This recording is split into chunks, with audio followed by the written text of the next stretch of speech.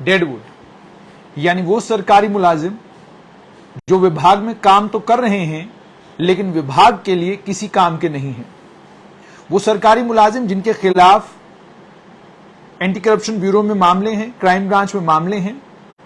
अन्य कई और जांच एजेंसियों के पास जिन लोगों के खिलाफ शिकायतें हैं,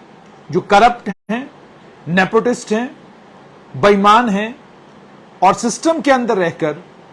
जो लोगों के साथ ज्यादती करते हैं,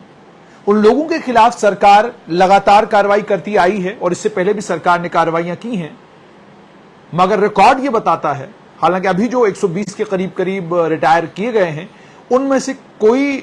किसी को कोर्ट ने वापस भेजा हो अभी तक हमारी जानकारी में आया नहीं, आएगा तो आपके साथ जरूर साझा करेंगे। लेकिन अमूमन ये देखने को मिला कि सरकार ने जितने लोगों को भी रिटायर किया वो लोग सरकारी मुलाजमतों में वापस आ गए,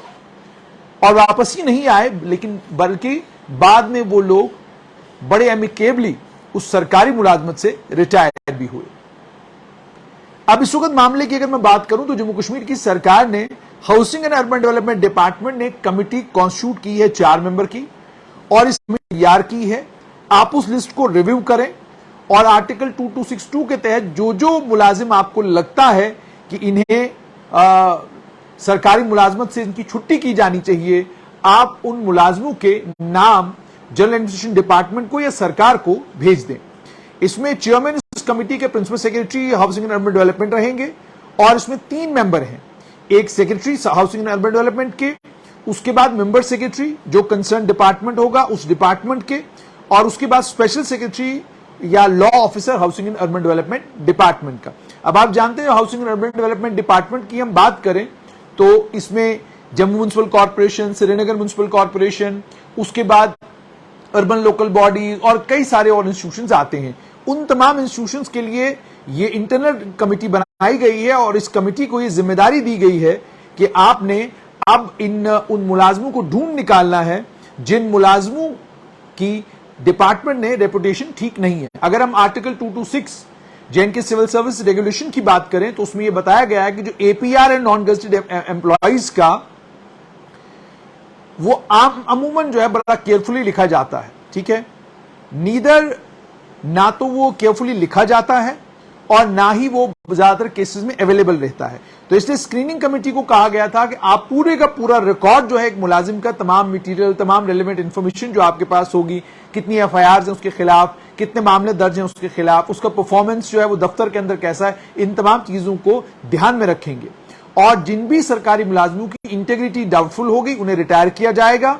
और एस्टेब्लिश करने के लिए ऑडिट पैराज को बाद में आहिस्ता आहिस्ता एक एक करके ड्रॉप किया जाता है। तो यहां पर यह बताया गया है कि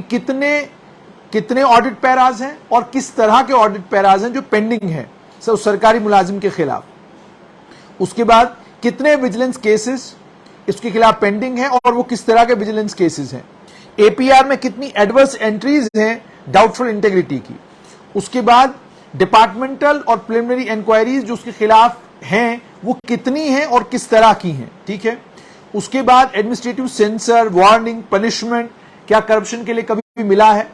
क्या विभाग ने कभी उसको दंडित किया है, क्या कभी उसको वार्निंग मिली है, क्या कभी उसको सजा मिली है सरकारी मुलाजिम को। उसके अलावा जनरल रेपुटेशन कैसा है सरकारी मुलाजिम का। कोई भी सरकारी मुलाजिम जिसे इनइफेक्टिव पाया जाएगा उसे रिटायर कर दिया जाना चाहिए, और इस बात का भी उसमें ख्याल रखा, बेसिक कंसिडरेशन यह भी होना चाहिए कि उस वो एम्प्लॉय जिस पोजीशन पर काम कर रहा है क्या वो उसके लिए फिट है। अगर वो फिट नहीं है तो उसकी फिटनेस, उसकी कॉम्पिटेंस, उसे कुछ निचली पोस्ट पर, वहां पर अगर वो किसी काम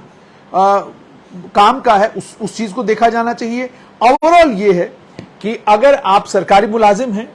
और आपकी काबिलियत पर सरकार को शक है, आप डिपार्टमेंट के अंदर, विभाग के अंदर हैं लेकिन आप विभाग का काम नहीं कर रहे हैं, और विभाग के अंदर रहते हुए आपके खिलाफ विजिलेंस के मामले हैं और कई और मामले हैं, इन तमाम चीजों का आपने ख्याल रखना है। अगर आप इन तमाम चीजों में लिप्त हैं कहीं पर भी, तो सरकार ने अब यह तय किया है, housing and urban development department में कमेटी बनाई गई है जिन्हें यह जिम्मा सौंपा गया है कि अब आप बताएंगे जो डिपार्टमेंट के चोर हैं उन्हें बाहर का रास्ता कब तक दिखाया जाए।